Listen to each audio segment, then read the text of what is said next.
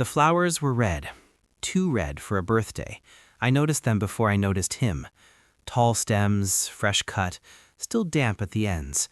The kind you bring when you think you're walking into a victory, not a mistake. My wife was laughing. 40 candles burning in front of her. Friends packed into our dining room.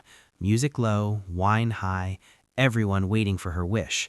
Then the door opened. No announcement, no hesitation, just confidence, the kind that comes from rehearsal. She turned before anyone else did. Her smile changed shape, sharper, younger, hungrier, and then she kissed him. Not a greeting, a claim. Lips pressed, hands familiar. Time stalled. Finally she said, breathless, loud enough for the room to hear, "A real man." The laughter died, badly, like a bad joke nobody wanted to own. I didn't move. I didn't blink. Inside my chest, something old and careful clicked into place. I had imagined this moment 100 times, just never with an audience. I stood up slowly, chair legs scraping, just enough to be noticed. Every eye found me. I reached into my jacket and pulled out the envelope, thick, cream-colored, heavy with purpose. "Congratulations," I said, and my voice didn't shake. "She's all yours." He frowned, confused, still holding the flowers like a shield. She laughed, a short, cruel sound, the sound she used when she thought she'd won. He opened the envelope. His eyes moved once, twice. The color drained from his face so fast it was almost impressive. The flowers slipped from his hand, hit the floor, petals snapping off like small red wounds. He didn't say a word. He turned and ran. The door slammed hard enough to rattle the glasses. Silence flooded the room. Someone whispered my name. Someone else stood up. Someone knocked over a chair. My wife stared at me like I'd just spoken in a language she didn't recognize. "What did you give him?" she asked. I smiled for the first time that night. "Proof," I said, because this wasn't a discovery, it was a conclusion. I had known for months. The late meetings, the new perfume, the way she guarded her phone like it carried a pulse. I hadn't confronted her. I had prepared. Every betrayal leaves a trail. Messages don't disappear. Hotels keep records. People talk when they think you're weak. And he had made one mistake. He thought I was. I looked at the guests, at the cake, at the candles still burning, then back at her. "Make your wish," I said softly. She opened her mouth. Nothing came out.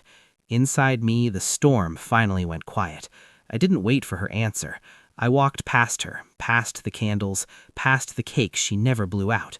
Behind me, the room slowly exhaled. Someone touched her arm. Someone whispered questions she couldn't answer. I heard my name again, but it sounded far away, already irrelevant. That night, she didn't come home. I knew she wouldn't. I sat alone in the quiet house and replayed everything, not with pain, but with precision. I remembered the first inconsistency, the conference that wasn't on the calendar, the credit card charge at a hotel 15 minutes from his office, the way she had stopped arguing and started dismissing me instead. Contempt always comes before courage. I hadn't followed her. I had followed the evidence. Phone records printed and highlighted, messages recovered after she deleted them. Too late. His voice notes, her promises, their jokes about me, about how predictable I was, how harmless. The envelope he opened wasn't dramatic. No threats, no insults, just facts. Copies of emails forwarded to his wife, hotel receipts matched to dates, a notarized affidavit from a private investigator, and one final page, a timeline showing exactly when their affair overlapped with his last promotion. Corporate compliance doesn't care about romance. Neither does divorce court. By morning, my phone exploded. Her number first, then unknown numbers, then her sister, her friends. Silence again. When she finally came home, it was afternoon. Her makeup was gone. Her confidence with it. She didn't yell. She didn't cry.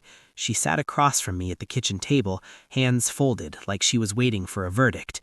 "You planned this," she said. I nodded. "For how long?" she asked. "Long enough," I said. She searched my face, desperate for something. Anger, hurt, regret. There was none left to give. "He ran," she whispered. "Blocked me.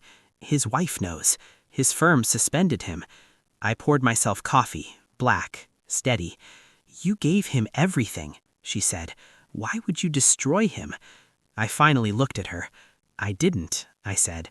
"I introduced him to the truth." Her breath caught. Finally, pain arriving late. "What about us?" she asked. There it was, the last card she had. "There was no us," I said. "There was a role I played while you auditioned someone else." She stood up, shaking now, the storm she'd been waiting for. "I was bored," she snapped. "I felt invisible." I stood too, calm, finished. "And now," I said, "you're alone." The divorce papers were already signed on my end, waiting in the drawer. Dates aligned, assets protected, futures separated. She read them without sitting down. When she looked up, something in her had finally broken. I didn't stay to watch. That night, I slept better than I had in years. Not because I won, but because I stopped pretending I was losing. Some betrayals don't destroy you, they clarify you. And when the truth finally stands in the room, someone always runs.